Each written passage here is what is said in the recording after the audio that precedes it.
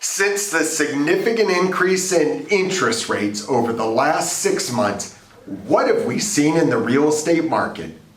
Not what you'd expect. It's Mark Gellman, eXp Realty, St. Louis, Missouri. The markets that we follow, St. Louis City, St. Charles, and Jefferson County.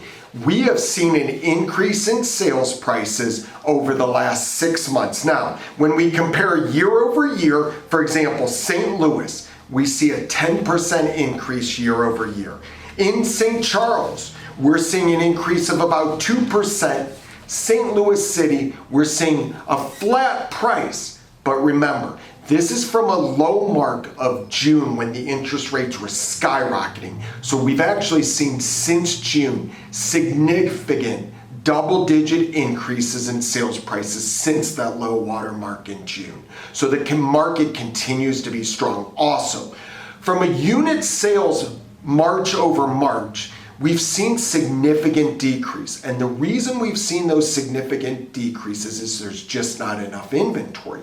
You would think, though, with the not enough inventory, that inventory levels have decreased. Inventory levels actually March over March in all markets have increased, but the unit sales have decreased double digit. What that tells you is great homes, they're selling, prices are increasing, multiple offers, over asking on those.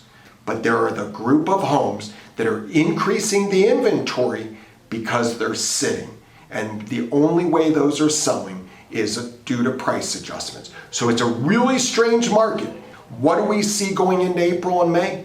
Very similar. We still expect there to be great homes selling, over asking, multiple offers, inventory overall increasing a tad, buyer demand also increasing. So it's going to be a very competitive second quarter.